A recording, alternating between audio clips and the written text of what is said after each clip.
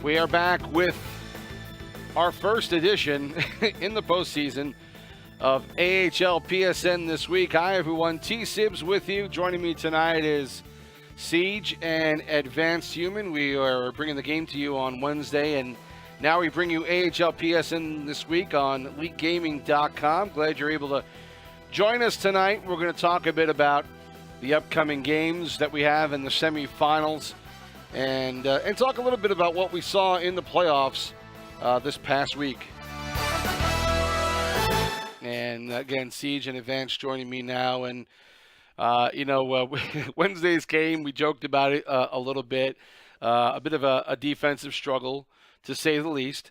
But, two teams who played well defensively, and goaltending was spectacular on both sides. And a late late overtime goal, the Devils finally able to move ahead, and now winding up having to play the checkers. And that kind of game, Ceeg, certainly probably a bit of an anomaly of the kind of game you see in the league most of the regular season. The defense always gets a little bit tighter when you get into the playoffs, but I don't know if I've ever seen, I think you said it, and I think I had nightmares of traps for the rest of that evening. It was trap after trap after trap, and if you're a bear in the woods, you'd be dead if you watched that game, because it was traps everywhere.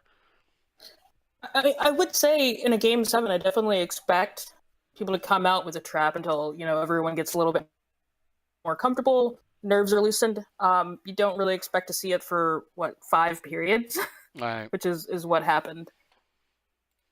And it was it was just it was something. Again, I've never even played in a game like that anywhere along the way where the defense was so tight, and the the offense on both sides just getting hammered every time they get into the blue line. I just thought it was just ridiculous what we were seeing the other night. And as you get deeper into the playoffs now, into the semis, I have a hard time believing we're going to see that kind of game again, even though Albany is in this one on the East, and they played great defensively the other night.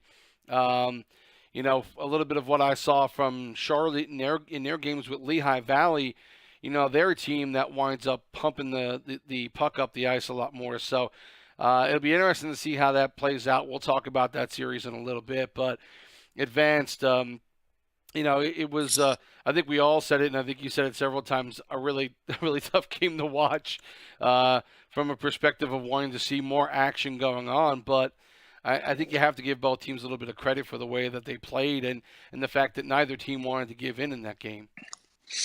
Yeah, defensively, it was, I don't want to call it a masterpiece. It was because that's not really realistic, but it was good. They both played the trap really well. It was completely defensive the whole way through. No one really took too much opportunity to really risk it and pinch hard and pressure. So you can't expect too many goals when that comes, and it's just the way it is when it comes, especially Game 7. You're right completely that it's how they're going to do things. We did see a couple dumps, a little this and that, some dangles, but for the most part, it was mid-ice disaster the whole way through. And I give you credit for being able to call that game the way you did, because it was just turnovers every 3 seconds. It was it was crazy. So it was a bit of a brutal game to call, and again, all the activity really happening, most of it happening between the blue lines, and both teams. The other part I think was impressive is both teams trying to do different things, trying to break up the defense in any way they could, dumping the puck in, whipping it around the boards. It's just that neither team was able to get in quick enough, and I don't know if that's because they weren't communicating well enough about what they were doing, or the defense on either side was just anticipating it so well that they weren't letting anyone get behind them. And, for the most part, that didn't happen. The only guy I really saw during that game that made some effort to it was Chowski, who seemed to be the only one who was able to get behind the defense a few times and then eventually able to help set up the winning goal. But just really incredible how well both teams were able to keep the offensemen in front of them and really not able to get behind and make a play happen. Yeah, I think it was a little bit of both, actually. To be honest with you, it was the defense not letting anyone come back, and I would assume there's no communication there. Another thing that kind of bugs me is that I've played center for a couple of seasons now, and when I see a center that's flying up the middle and he's not staying back to help his defenseman out, when you have a trap like that, they're happy. Like, oh, thank God, this guy is like coming right to me. If he stayed back a bit more, started moving up, they come pressure him. Now he has not only the side guys, which may be trapped off, but he has two guys behind him that he can pass to. Then they have to swing over to him. Then he can pass the other defenseman or back to the center, and you open things up a bit better. It was a lot of I want the puck up, and a lot of long passes and a lot of defensemen just wiggling back and forth trying to find a spot because they had no one to pass to. It was frustrating. I would say, in terms of like at least trying to vary the point of entry or being creative with that, I would say Toronto actually did a really good job at that. Like, we saw them dumping it in the beginning. They tried to carry it with the forwards in the middle of the game. Towards the end, we saw, I think it was Barikov doing a lot of trying to just carry it in through the trap, which he should have been doing, but there just wasn't any space. I agree. And I think, honestly, I thought Toronto actually played better for the most part. I thought defensively they played better. They really kept the Devils out. And they were dumping more. They were doing more things to make stuff happen. But in the end, they ended up losing it. And in that series, close games, as we mentioned, a couple of 2-1 games, a 3-2, 3-2 games, a 1-0 game. There was only one that was really a blowout where the Marlies in Game 4 shut out the Devils 5-0. But, just good, close, low-scoring games for the most part. And again, very defensive stressed in that series as the Devils took that one 4-3. We saw, of course, Game 7 on Wednesday. Meanwhile, in the other series on the East, it was the Checkers and the Lehigh Valley Phantoms. And, it's really interesting about this series. There are 4 shutouts in this series, which is quite amazing. 2 of them were by the Phantoms, both 1-0 shutouts. And also 2 other 1-goal matches that were both won by the Checkers. So this series kind of back and forth, and Lehigh Valley certainly, had their opportunities in this series to win a couple of games here and there, and it was a interesting series to look at. I got a chance to watch a few of the games that were recorded, and the Checkers were playing a really fast-paced, aggressive game. They weren't taking their time getting up the ice. They were moving fast on the attack, dumping into the zone, and following it right in, and as if it was well coordinated. Checkers aren't at all timid, and that allows for them to have more chances. But it also opened them up a little bit defensively as well. So I think that could be something they have to watch out for. Although the Devils don't have a tremendous offensive presence, but you give them any kind of opening, it might wind up being an issue. But definitely Checkers are a much more aggressive team. And so, it showed in that Phantom series. Lehigh Valley stayed with them. There was no real issue of a blowout there. And the Phantoms, had some good games and put up a good fight in just about every game. So, they had good competition, but the Checkers able to get past them, and now they play a more defensive minded team in the Devils, and we'll talk more about that series in a little bit. But on the other side, the West side, and we talked about the West, and a lot of good teams over there. The Reign losing to San Jose and the Moose beating Milwaukee. again, 4 teams right there. It's very possible any of those 4 teams could beat whoever comes out of the East. Do you disagree on that at all, or is that pretty much how we see the West right now? Yep, 100%. Yeah. 100%. Yeah, I would even say some of the teams that lost in the first round might have a chance. Right. Yeah, that's pretty fair. Honestly, it's if the Manitoba somehow win, and I don't want to shit on them. They're a good team. They are a good team. If they somehow win, then it's possible that anything could happen. Then maybe the Checkers, the Devils could win. I think you're crazy, man. I like it's a closer chance because like the Cooter are just a high level team that play well together. They have good chemistry, and aside from missing Patriot Canada, which is another phenomenal player, they're just a beast of a team, just a beast. Yeah, 5 out of the 6 games, with the Moose and the Admirals, 1-goal games. Again, this series could have gone either way. It did go 6, and it could have gone 7 very easily, as the Moose took Game 6 2-1. But again, it was a series that if you watched it, 2 teams that were, similar in talent, a lot of the same types of players on both sides, and it could have gone either way. The Moose are, we talk a lot about San Jose, but the Moose are no slouch either. There are plenty of names on that team. We mentioned the other day, Nazi, JMM, Lobo Dangles, Brian Adores Liz, Jack Dupe, who was tremendous on Hershey last season. Louis, who was on the Moose last season when they won it. And of course, Dreamy and Net as well.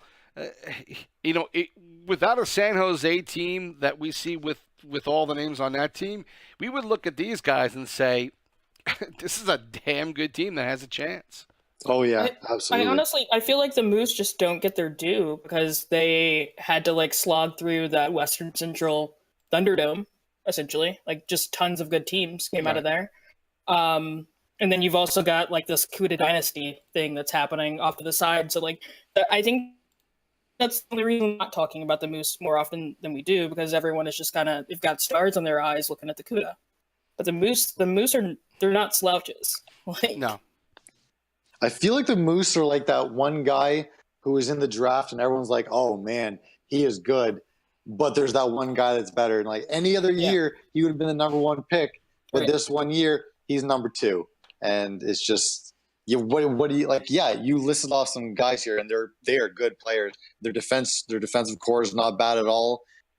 It's just you're just on a. I feel like it's a different level. I feel like the West is on a different level than the East, and then unfortunately, I feel like the Cooter are just on a different level from the rest of the AHL in general. I would agree with that if they still had Ducks, they still had Magic. And that's true. And if Patching. So they've lost a few very competent, amazing forwards.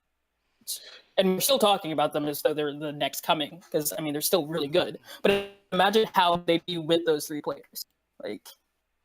It's true. That's crazy to think about that. I haven't really thought about that too much, that they've lost 3 key guys and they're still so good. It's insane. It's absolutely insane. And let's and on the other side, of course, San Jose. We talk about them for a little bit, and it's not like they haven't been talked about all season long, obviously, but you can't ignore what is on that team, and we talked about it a little bit off air before we got on tonight, but yeah, okay, it's been talked about all season long. They're a bit of an all-star team, right? But and I mentioned this, and it's not the same thing, but I'm just, it's something that I wanted to bring up, and I know Ceeg wasn't thrilled that I brought it up, but Cleveland a couple of seasons ago, who, doing incredibly well, and they wound up having guys come down from the NHL that really, to everyone's opinion for the most part, messed up the chemistry of that team. Now, these guys have been on this team all season long, but it's the idea of a lot of really good players playing on one team, and it could be a problem with egos if you don't have the right players. And, you can give credit or not give credit to Ducks for having an all-star team, quote unquote, but I think what he did was he wound up getting the right guys, and he was smart enough to do this. He wound up getting the right guys who he knew just want to win and weren't going to have an attitude, weren't going to have an ego to where he'd have to trade off some good pieces that might piss off somebody else. So I think Ceeg, and correct me if I'm wrong, I think that's probably one of the best things that Ducks did was to get guys who would gel together well from day one, and that seemed to be the case. Yeah, he did an amazing job in bidding. But I think the biggest thing is just that Pasta is just incredibly humble, that it probably just rubs off on the rest of the team. That's huge sarcasm, by the way. Yeah. But yeah, the huge difference, as you mentioned, between this and like Cleveland is that we ruined our chemistry when we did those send downs. These guys have been playing together, and they're all like good friends. Like it seems like everyone likes one another. They joke around. They've just been having kind of a good time all season. So I don't see like a Cleveland-esque breakdown coming from them. No. And I'd like to point out that these guys also play together a lot. Like they, a lot of teams just, you talk to them like, oh yeah, we'll hop on for a game before and then try to warm up. But these guys, like I see them in the party sometimes. I see them, I'll hop in. They're playing together. They're just good. They're clubbing together preseason. Yeah, like they're legitimately, they play like a team. They're what the Edmonton Oilers should have been. Like you get a shit ton of first-round draft picks, and then you just dominate. But instead, they are the Edmonton Oilers. And if you're from Edmonton, I'm sorry, but your team sucks. And just side note, the Cleveland team, it got completely ruined. They traded me. I knew I was the heart of that team. The heart of that team. Not a good player, particularly. The heart. Party presence. We needed you in that run. And that's what happens. That's what I'm joking about it. But that's another thing is that these guys also are that. There's a lot of them that have that presence. They all talk to each other. And if you don't have that, you don't have the chemistry. You don't have people that played together beforehand. Right. And you don't have those lucky couple guys who they picked up in bidding, even though they're high like Cornet. They're just good players. And it's it was so funny to watch, and I'm not playing. I'm busy with stuff, and I'm not really paying attention to a lot of what's going on. But every so often I check in LG, and it's like, wow, that guy's on San Jose too. Like, holy shit, Cornet is playing for them now. How the hell were they not going to? So, whatever the case may be, it was. It was just a hell of a job of getting a lot of really good players together. And look, people can complain, and there are super teams in all sorts of in all different sports, right? We see it in basketball. We see it to some extent in hockey. I think Pittsburgh may be one of those teams right now. But it happens, but it's part and parcel to what the league lets them do, right? So I mean, a lot of these players could have been won in bidding by other teams, and they elected to go a different route. And I think part of also what Ducks was able to take advantage of was the fact that some of the AHL guys went up to the NHL. You bring in some new. You bring in some new GMs and new owners really above them, and may not be hitting on some of the players they should be. And Ducks, knows the league so well, and is respected so well that he knows that he can get guys to come play for him, and they'll do incredibly well. And the other part of it is he's a hell of a player himself, and that just attracts other players to want to be on his team. And play well when they play for him. So, I mean, it's so many good things. You could talk about all the talent that they have on his team, but there are other variables that make this team so good. And it was stuff that Ducks was able to capitalize on, and it's just worked out incredibly well for them. Yeah, they're kind of like the New York Yankees or Boston Red Sox of the MLB, where like everyone they have that reputation built up. And, these guys haven't. It was just the fact that people wanted to come to them. And when you have a GM like that, and you know that he's good and he's respected along the team or along the league, you kind of want to play with him. You'd like to see what he can do.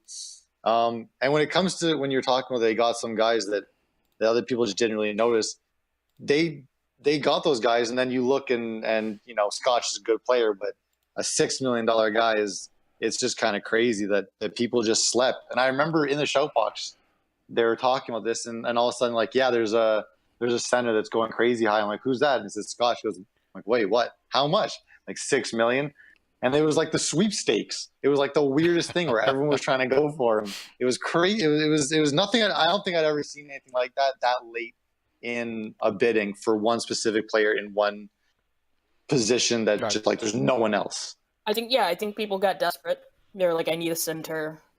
And they didn't do their scouting. They didn't look at the guys coming up from the CHL. They didn't look at the guys that maybe underperformed on bad teams last season or the season before.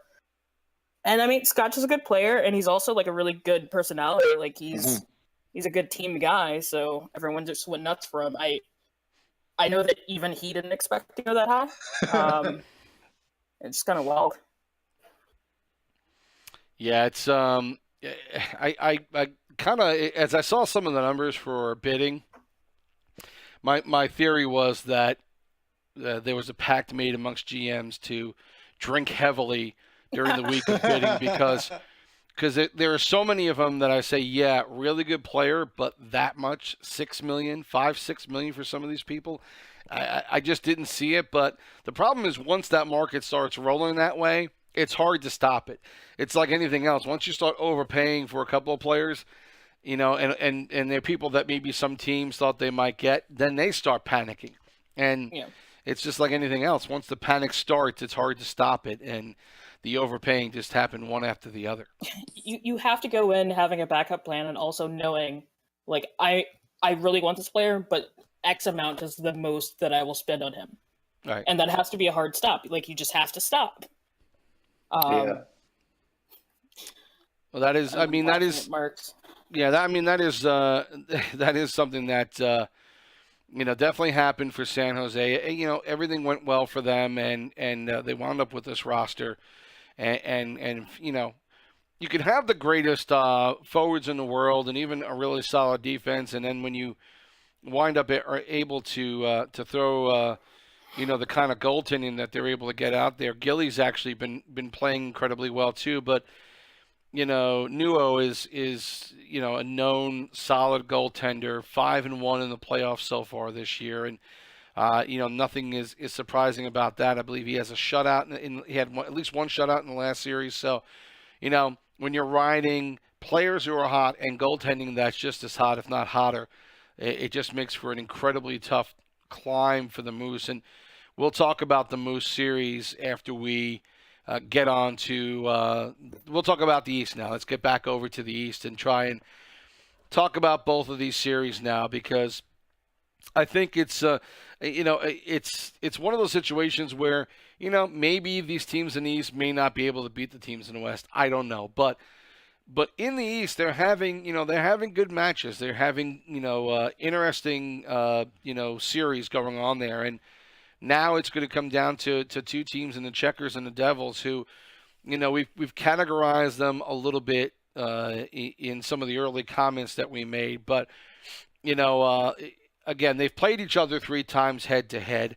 The last meeting was a 5-3 victory for Charlotte.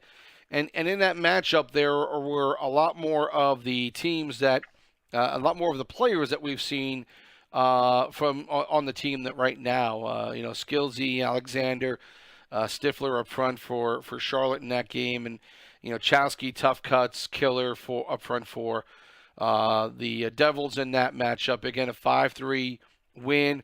The Devils only getting 8 shots off in that game. Charlotte 20 shots. Time of possession in favor of Charlotte by almost 2.5 minutes. So that might be more of what we might see in this series. And again, in looking at the series that the Checkers just played with the Phantoms, like I said, a lot of good quick movement on the Checkers. They don't sit around You know, in that game that we saw Wednesday, we saw both front lines moving up slowly over the red line, moving up to the blue line, trying to figure something out. The Checkers are full bore. They just go at it. They just attack. And the Devils, if they try and play that trap, you know, it might work, but I think the Checkers are going to have more of an opportunity to break it just because they seem a lot more coordinated about throwing it in, about wrapping it around the boards, and they pass incredibly quickly, and I think that's something that gives them, you know, a bit of a bit of an advantage.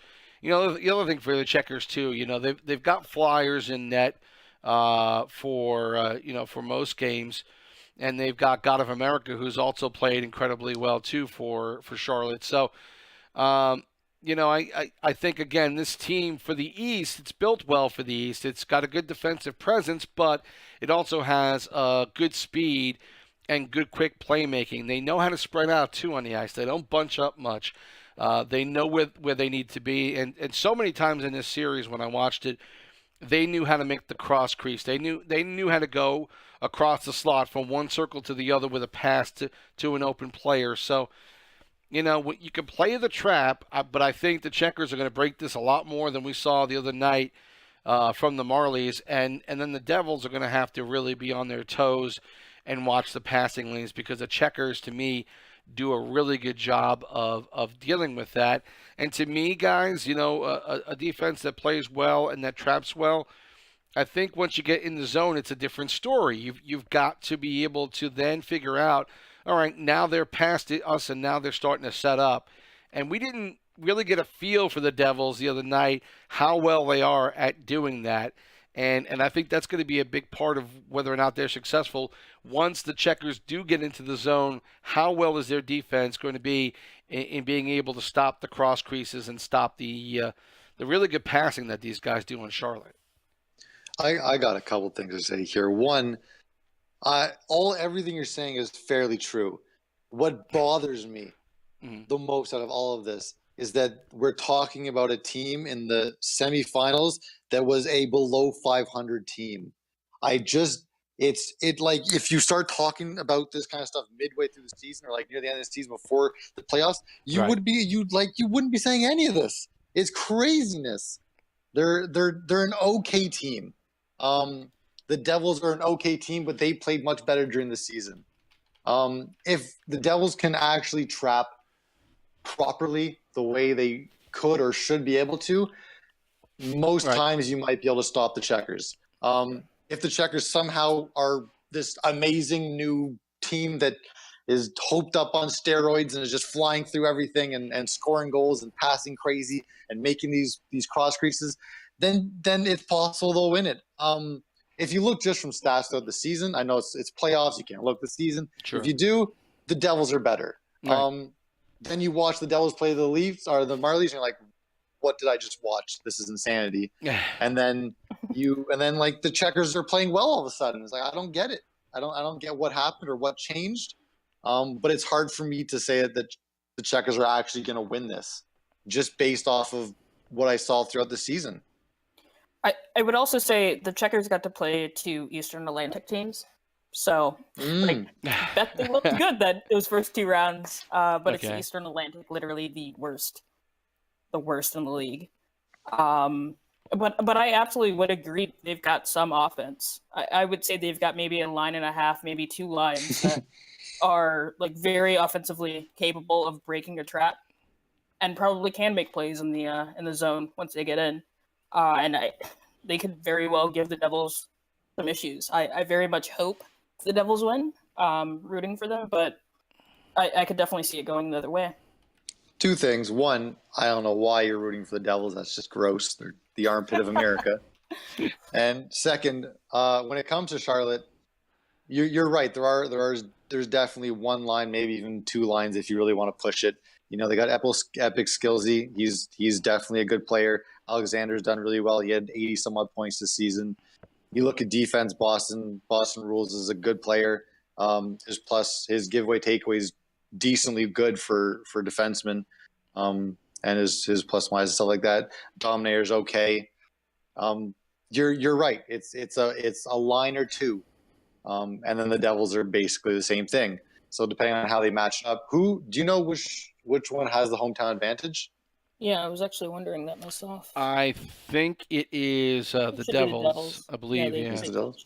They were first, so that would make sense. Yeah. So if that's definitely going to help. Yeah, if that's the case, they maybe want to, sometimes teams just sacrifice a game. If they see the best lines coming out, they'll just kind of throw their worst line out there, and then if they win, sweet, that worked out. Like a backup goalie in the NHL, throw a backup goalie. If they win, sweet. If they don't, we knew it was coming. And then you have your other two lines try to match up or get an advantage. So if you're the Devils, let me just throw this at both of you. If you're the Devils and if they feel the same way you guys do, that they have a line, maybe two lines one line that you really should you may win or lose a game, and then the others you're not overly concerned about. How do you play that as a GM? How do you set up your lines? One, I don't know why you're acting as though this is theoretical, because what I hope is the Checkers' third line got shut out last year. Right. Like, they did not score. Uh-huh. But I mean, I would basically do what I think Advance was kind of hinting at. Match my third line against their top line, hope that my second wins against their second, and then just ruin their third with my top line. You do that. That's how you kind of have to do playoffs, unless you're like way overpowered. Why would you go 2-on-2 and then 3-on-1? Would you? To me, it just made. And granted, I've never been in management, thanks to a ban and some reckless behaviors. But that list has been cruel. Sure. But would you not want to put your worst line, if you have this advantage of home and you're actually able to do it, put your worst line against their best? When their second line comes out, if you have that chance, put your best line, because you should win that one anyway. And then your second line goes against their third line, and you should win. I think that the Devil's second line is better than the Checkers' second line, is why I would do it. Oh, okay. And like, pressure's on, like, you have to win that game. Right. But, so why would you take that chance then, instead of putting on a 100% better line, and then the Devil's third line, which is just the third line of the team, against a second line, which is still better than what you think their second line would be? But that's not what I said. What do you mean? I said that I think the Devil's second line is better than the Checkers' second line. I didn't say that I think the Devil's third line is better than the second. No. I was sorry. I was saying that the Devil's second line is obviously better than the Checkers' third line, since you think they're better than the second. So if you just put those two together, you should win your game. Mean, I guess, but I would also just go 1v3, just because it's a known thing. I don't know if you've played this game, but it's EA. They make it. That's true. And it's bullshit. That's true. So, DDA. You lost me like 5 minutes ago with all the numbers, so I'm just sorry. I'm trusting you guys know what the hell you're talking about.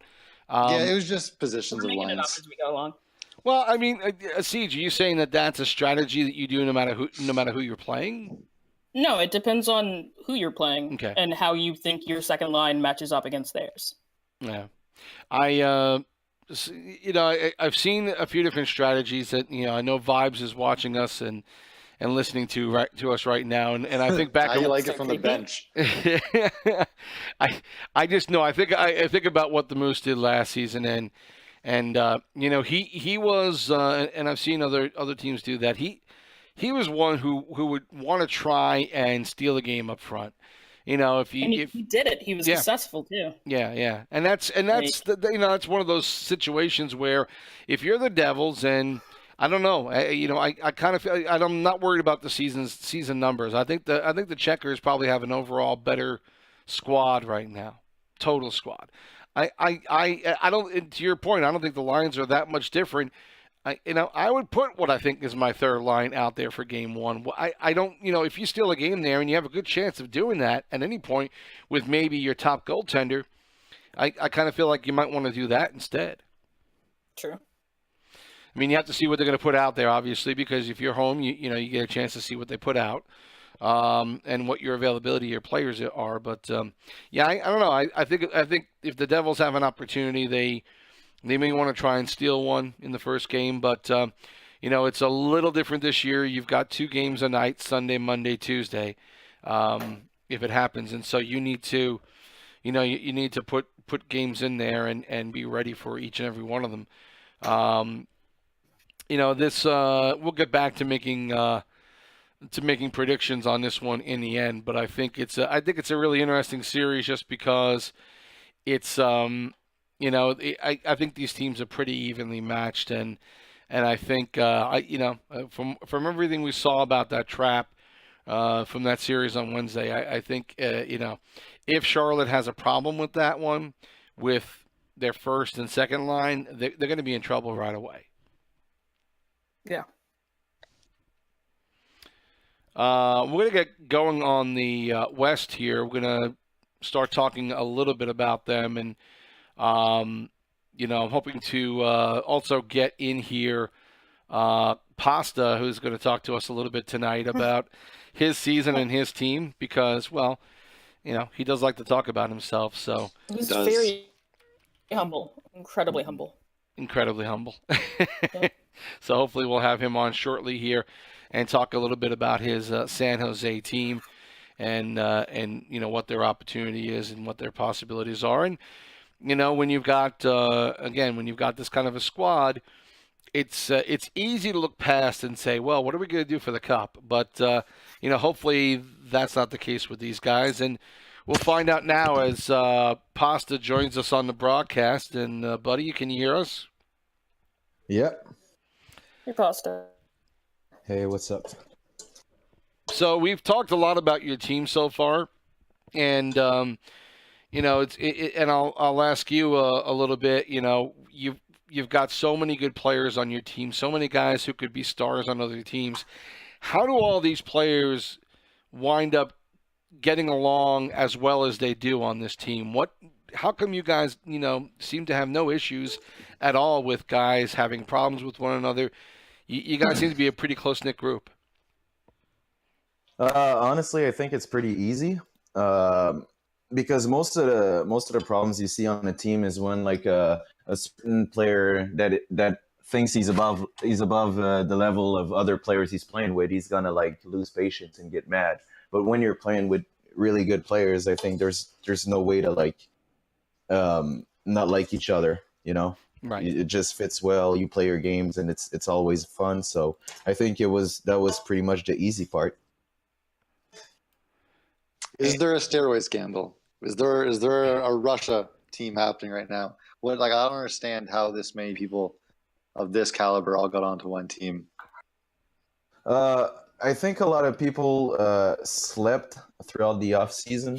I mean, you guys talked about it earlier. Everybody was bidding $6 million on Scotch, while we landed pitcher for 5, Kornick for 5.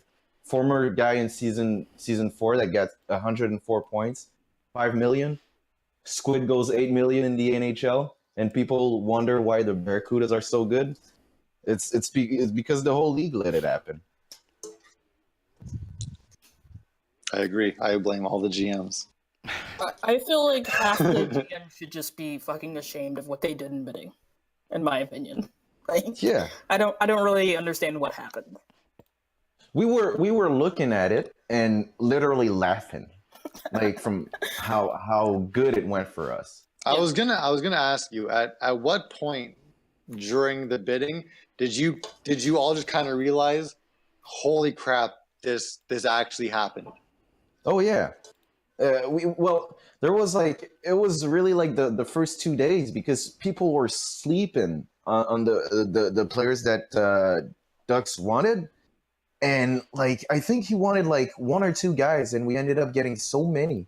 It's just insane because we really didn't expect people to sleep on these guys.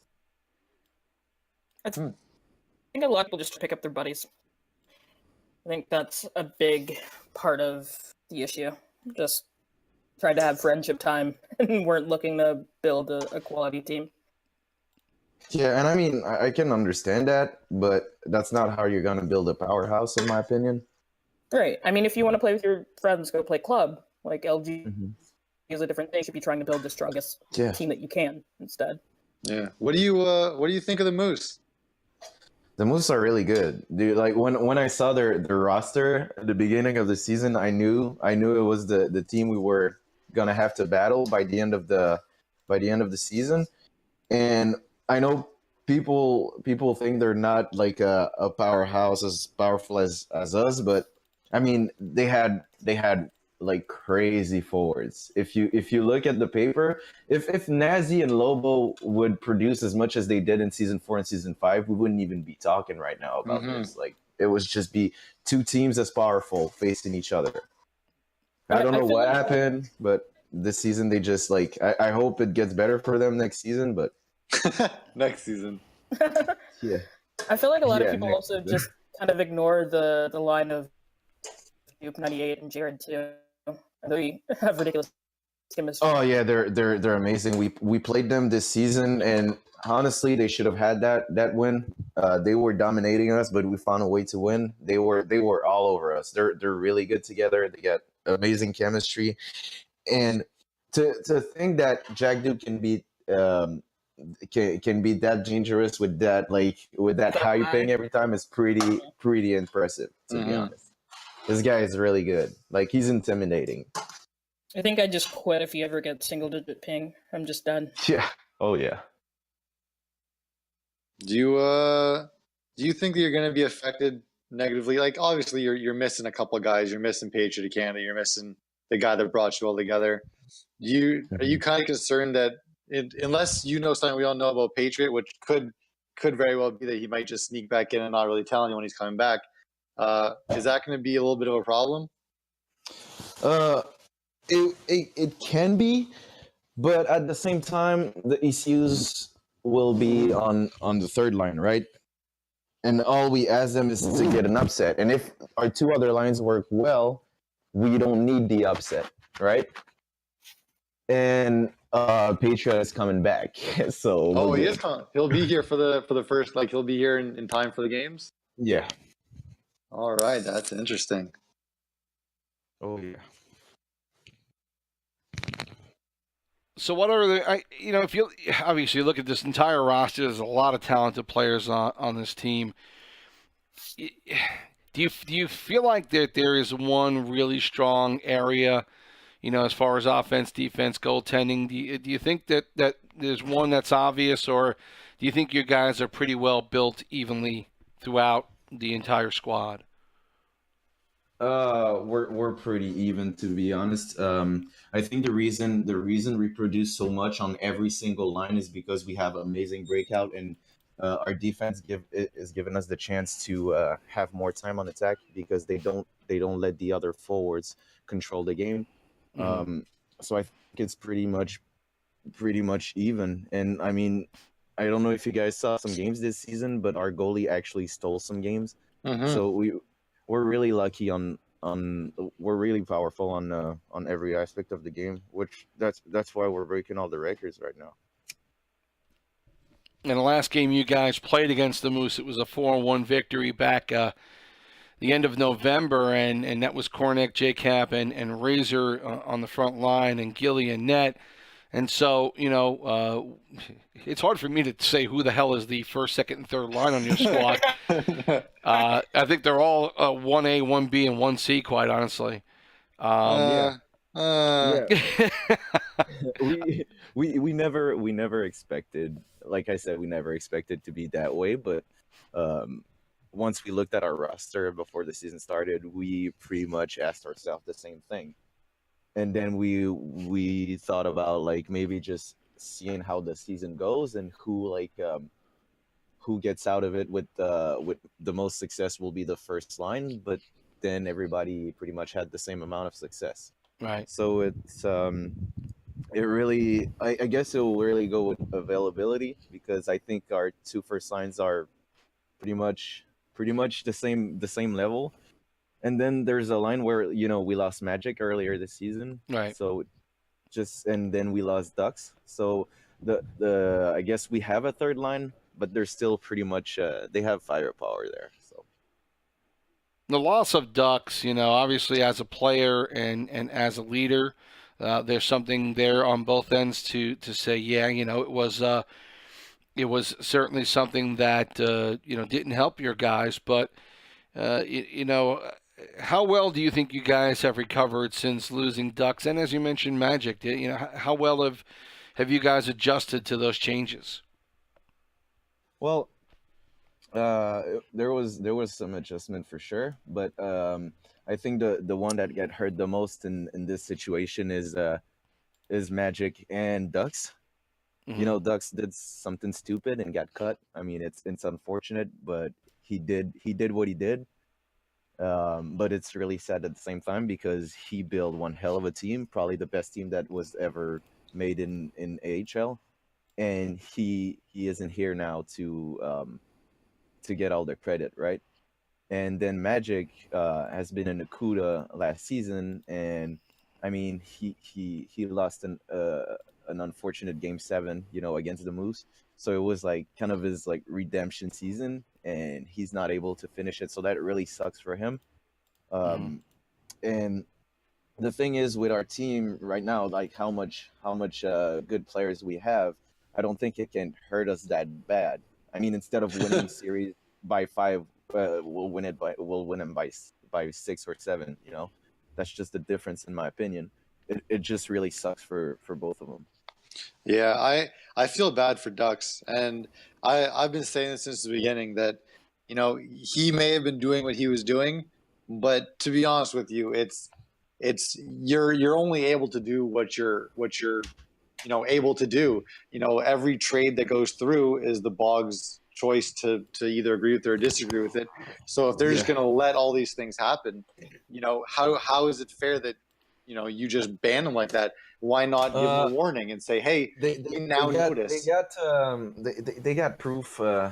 They got proof, man. So that's why it's kind of like it's black and white. Those trades went through. They manually approved them.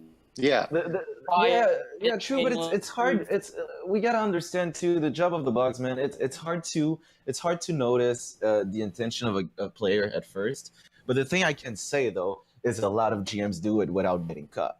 Oh, yeah. Absolutely. No, anyone that's below 500, they're just looking like they're scavenging. And I mean, everybody who's smart will think about it and do it. The only thing I didn't like was the punishment he got from it. Mm-hmm. Mm-hmm. But at the same time, he did something stupid, and I mean, he got cut. It's unfortunate, but it is what it is, Yeah, I would have liked to see a warning, like, "Hey, we noticed what you're doing now. Don't do it again."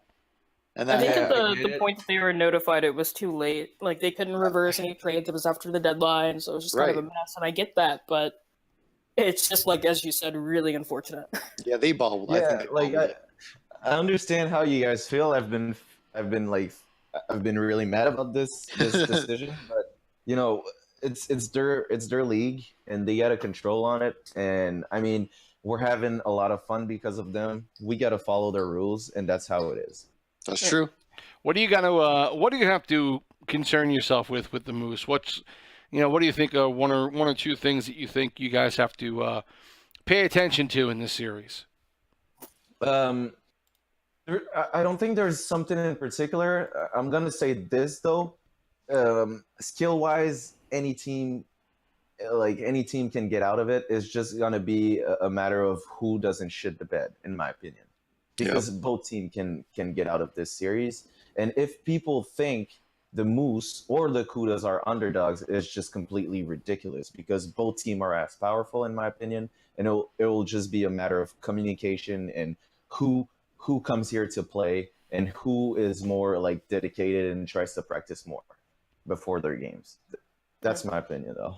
Have you guys been practicing? Have you guys been like nonstop playing together? We always play together. And if we don't play NHL together, we play Fortnite together. So yeah, I hopped into one of your little chats there and went, "Oh, this is not what I signed up for," and I gracefully said goodbye. Yeah, you signed up for free CR, but that's exactly what happened. Hey, one quick question before you leave, too. On your side, what are the couple of keys you guys are talking about for the most part? Sorry, didn't get. What are some of the key things you guys think you have to do against the Moose in this one?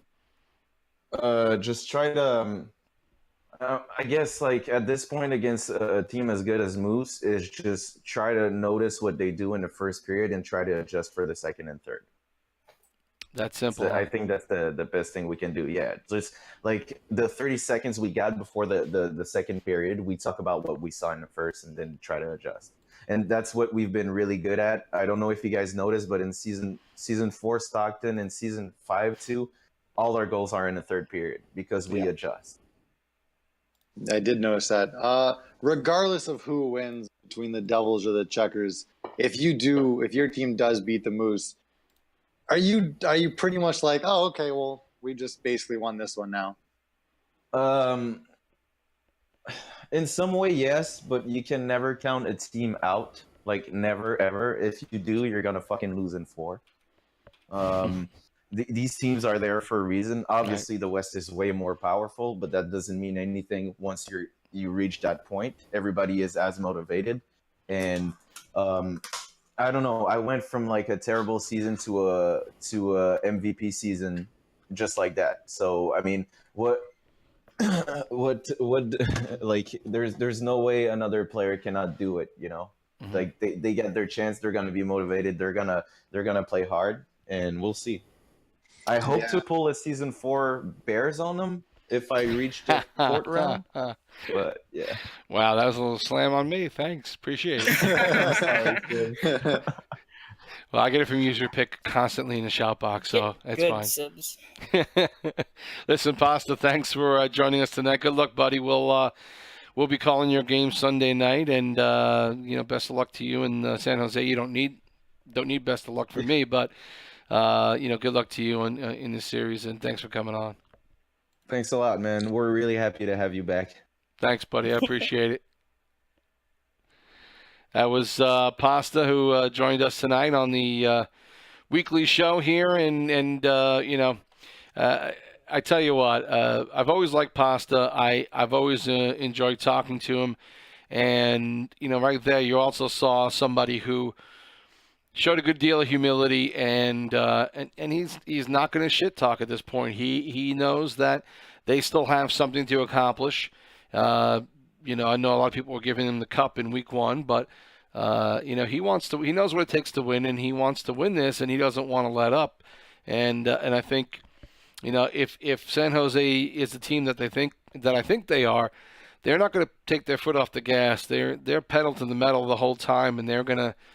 They're going to play hard every game, and they want to get this done as quickly as possible and as smartly as possible. And I think what Pasta said tonight pretty much shows you the mentality of this team. I kind of just want to touch on something real quick on what he just said at the very end there, where he kind of had like a bad season and went to an all-star season. Right.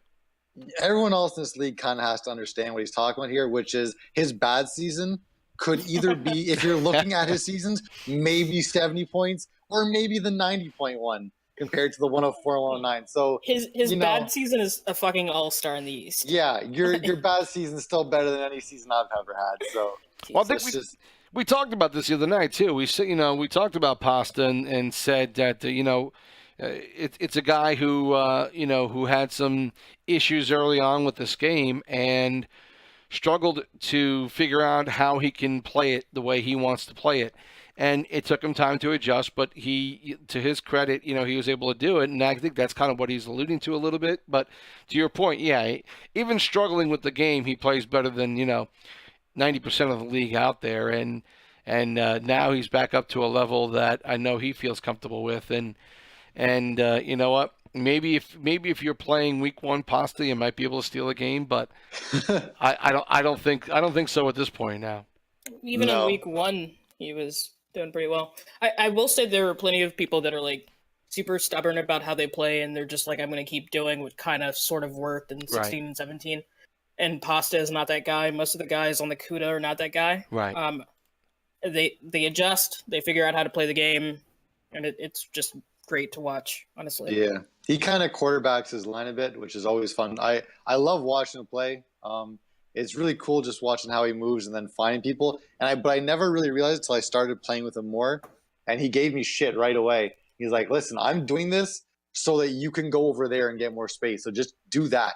Right. I'm like, "Oh, okay," and I did that, and it worked almost every time. Yeah. So the fact that he can make room and find, and his teammates know where they should be going to benefit him as well, benefit his stats, their stats, and the overall game is a testament to what he's able to do and what they can do.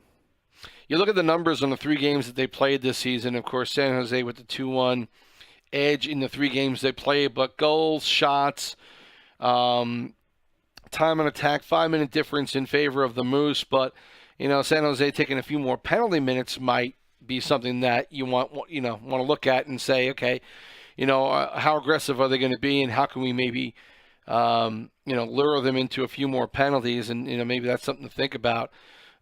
Face-offs in favor of the Moose. So, if you look at the numbers, you say, okay, well, Manitoba has a chance, and I think Pasta, voiced that opinion that you can't necessarily say anyone's going to be the underdog by a good margin in this one. I think they're both really good teams. Again, like we said earlier, they're running into a San Jose team that is just incredibly stacked, but 7-game series, anything can happen, and the Moose, it's going to take a lot for the Moose to have a chance. They're going to need to steal a game or two. I think they're going to need to steal 2 games, quite honestly. Yeah. But it's possible. It's the only thing I'm saying. It's possible. They're not playing. They're not playing the 4th team out of the East here, where we're like, okay, why are we even watching this one? I don't think that's the case at all with this series. No, it's true. They're both good teams, and the fact that they're, as I said before, I'm a big face-off kind of buff. So if they are winning those face-offs, that gives, if they can win 70% of the face-offs, which is, it's hard to do. If they can pull that, that's 70% of the time you start off with possession, and that's a huge advantage. All right, let's work backwards and talk about who you think in this series. Let's talk about the West and San Jose and Manitoba. I'm going to start out with Ceeg. Again, I know we all know your feelings about the West, but you've got 2 really good West teams West here. best. Huh. You've got 2 solid teams here. Are you San Jose 100%, or what do you think the chances are here if you're going to put a percentage on it for San Jose?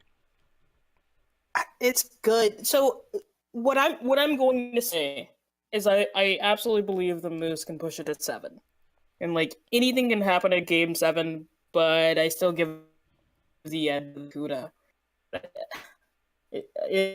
It's hard for me to put a percentage on how likely they are to win if they're both putting out Game 7 lineups. Because I've seen the way that Dreamy plays when he's just in the zone, and he's very, very good. So I think that he's going to help the team push it to 7 at least. So you think it's going 7? I think it's going 7. I think the Cuda's still winning 7, but it's going to be the toughest matchup that they've had. Advanced, what do you think about this one? I think the Cuda are going to win 6, maybe 7 if the Moose are lucky. Listen, from a bookie perspective, you're looking at probably odd-wise, you're probably looking at 70 cents to the dollar back. The chance of the Cuda winning are a much better percentage. So, you bet on the Moose a couple bucks and kind of hope that, hey, you might actually win something. But if you're building a whole lineup of bets and you need a sure thing, you're going to bet on the Cuda for the season. I so want to be able to piss off Pasta, maybe a few others on that team, and pick the Moose because, to your point, Ceeg, Dreamy has, again, even during the playoffs, been incredibly solid, and Arch has only played a couple of games, but he's a guy who stood up and showed that he has a ton of talent in the playoffs last season, and can steal a game here and there. That's kind of the thing that has to happen. The Moose need to, if Arch is in net and stands on his head, he can steal a game. Yeah, I mean it's possible, but I still just have to go with San Jose in 7. It may be less, but I think the Moose, no one's counting them to win this, and so they've got nothing to lose emotionally on this. It's like let's go out there and do what we can do. Again, I look at Jack Dupe and I see a guy who, again, in the playoffs has just done some phenomenal things, and he might be able to also help them steal a game. But we're going to have a lot of fun calling these games, but I just still think San Jose there's just too much going on there. Any other team, maybe if you knock a couple of other offensive players off this team, or if Dreamy wasn't in net, then I'd say they have a real good shot. But I'm sorry if Gilly. Yeah, if on the other side you've got the Nuo in net, if they were missing him, would Gilly be enough? I don't know. So I think it's something that you have to say that there's no weak spots. I'd like to say that there's a hole that you can poke in the San Jose lineup and get past them, but I just don't see it happening unless somebody winds up, not being able to play for a few games. I don't know how the Moose can get past this one.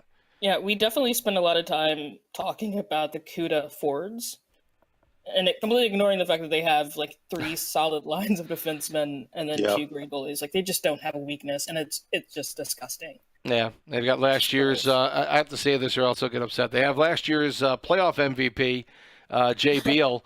So with Beal, and Beal again 4-0 this season in the playoffs. He's a solid player up and down the ice. And I see my buddy MGM's on this team as well, and he might be one of the third line Ds, and he's still a damn good defenseman too. So yeah, I've played with Ceeg on that, and he's a decent defenseman, and especially when you have people in front of you and a partner and good goalies, you just look really good. When you said it's hard to poke a hole into the Kudos lineup, they literally lost 3. Like you're talking about how if you take 1 or 2 or 3 people out of the Moose, then it's a different story. They literally the only people that could poke holes into that team was the actual league itself by getting rid of them. Right. And that's with them being taken away, and we're still having this discussion. Yep. Right. So it's just kind of crazy. If either of these teams, regardless of which one wins, if either of them wins and then plays the East and loses, you close your eyes and walk off a plank. It's just it's so embarrassing. Well, let's speak of the East quickly. Let's talk about Charlotte and Binghamton. This could be interesting just because we think the skill level is relatively the same. Advance, let's start with you. Do you have a pick in this one? Oh, the mediocrity is amazing. Probably, game-wise, Charlotte's playing, they're playing pretty good. They got some good players. They got some okay defensemen. Devils, same kind of situation. I think the Devils are probably going to win it. This is the weird one, is that that one's going to be more fun to watch because of just crazy skill. But this one's going to be interesting to watch because you have no idea what's going to happen. Right. It could go 7. It could go 4. It could be a complete blowout and no one even knows. So it's kind of insane to me. But I think the Devils in 5.5. I don't know. Siege. I'm goals because I believe in Boogie. They're winning. I'm going to say maybe 6. It's going to be really close, and you say that it's going to be interesting to watch, but I feel like it's going to be kind of boring. You think so? Yeah. I mean, maybe I'm just I'm still probably triggered about watching 5 periods of a trap, so I'm just a little cautious. I mean, they're going to be close games. It could go either way, but I think the Devils figure out a way to put out. Can the Checkers trap? I haven't watched any of the games. Yeah, I mean, the games that I watched, I that's not what I saw. They just play straight up saw. defense, and The Devils do, and the Checkers. I didn't see much of that from the games I saw against the Phantoms, really. So Yeah. So an offense versus defense, but New Jersey or not, the Devils also have a bit of an offense. So I don't know. I think the Devils. I think we'll figure it out pretty quickly, depending on like how the first, second game goes. Like if someone goes down 0-2, Yeah. toast. What do you think? And if the Sibs? Devils come out trapping, yeah. go ahead, Sibs. Well, I was just gonna say if the Devils come out trapping, that's fine. I think what we saw in that last game on Wednesday is, the trap works great, but then transitioning to an offense is what we didn't see. And so if you're gonna do that, that's fine. But against Charlotte, you better find a way to have one of your wingers, sneak up. If you think you're about to get the puck back, start heading heading to the red line. Start getting yourself in position to maybe get a pass of some kind. If you don't, you're just going to be trapping, and then you're going to have no transition out. And Charlotte's aggressive. They may take some chances that might burn them, but they're very fast and aggressive on the ice. They don't hold back. They're not constantly dangling. They are a full bore forward team, and just keep skating forward. Find a position, move around. If you're there for more than a few seconds, move somewhere else. That's what I saw, and they better. The Devils can't just think that the trap is going to work for them every time, and they better find a way to transition out of it. And if they do, then they have a shot in the series. So what I'm hearing is one of the wingers should play like Fizzy and just do figure eights along the blue line and the half marks. Well, I tell you what. Once the Checkers are in your zone, I think the wingers, their responsibility is at the point, in my mind. And if you see any of those guys from the point trying to sneak down to the slot, you can either go with them, or if you see your guy about to get the puck, you got to spring out and start heading the other way. If they can do that and start getting their wingers some long passes and maybe 2-on-2s, 2-on-1s, 3-on-2s, back the other way, then they can generate some offense. But if they don't do that and they all sit in the trap and they don't move out of the zone until they clearly have the puck, I don't know how they generate offense. I mean, honestly, in the game that we watched, though, they had some 2-on-1s. They had some breakaways or like near breakaways. I can definitely remember 3 like tough cuts. Yeah, had definite opportunities where he beat the defender. It's just that he couldn't beat the goalie. Right. So I mean, sure, they trap. All 5 of them play defense, and I think that's great. But I don't think that I think that their forwards are capable of like exiting that trap, and they're smart enough to go find where the open lane is. What's your prediction, Sibs? Sibs? Yeah, I also like the goaltending a lot. I know a lot of guys on Binghamton, including Chowski and Bottleman, and I'm a big fan of Stanley's Cup. But I don't know. I just think Charlotte. They also have some really good goaltending. I mean, you can't ignore Flyers on that squad, and even though I gotta say, I don't think Flyers played his best, quite honestly. I in the games that I watched, he made some tremendous saves, but then he had a couple where he was a little out of position. He wasn't, a couple of floaters go by him. So he's had a few more of those issues than I've seen him in the past. But he also made some tremendous saves. I think in one of their overtime games against the Phantoms, I saw him make a tremendous save that saved the game without question. And they came back a few minutes later and won it. So Flyers has that ability to keep his team in the game and to even help them steal it if necessary. And I think with that in mind and God of America the way he's been playing as well, I think their goaltending is incredibly solid. And I think the Checkers I got to give the Devils some credit. Checkers in 7. Interesting. You like their goaltending, but on the other side of the coin, like Lek. Well, Lek, I mean, we saw Lek the other night, and I think he was tremendous. I don't think there's any question about that. And undefeated in the playoffs as well. But you can't start him every night. So, what's I guess Real Demon is their other goaltender at this point. He had a really good regular season. I think he might not have won a game in the playoffs, though. And he's a good player. Don't get me wrong. yeah, obviously. for sure. But yeah, I mean, Lek is, we saw him make some. I mean, his positioning the other night, to me, the anticipation that he shows is one of the best I've seen in a goaltender, quite honestly.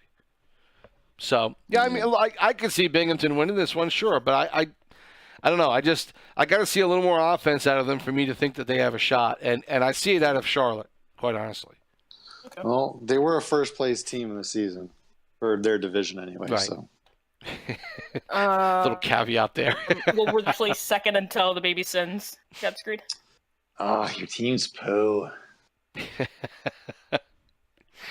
Well, it's both of them are going to be interesting to watch, and again, we're going to bring you all the games. Myself, Ceeg, AdvancedHuman. We're going to get Kepler in there. We'll have Biggie around next week during the finals. So we've got a bunch of guys who are more than happy to bring these games live to you, and it's going to be a lot of fun. I mean, obviously we're going to look in on both games because both teams are playing both at 9:45 and 10:45. So we're going to do a look in at both games and just talk about what we're seeing on both sides and try and give you just some idea of what we're seeing on the ice and hopefully give you some thought about how things are going in both series.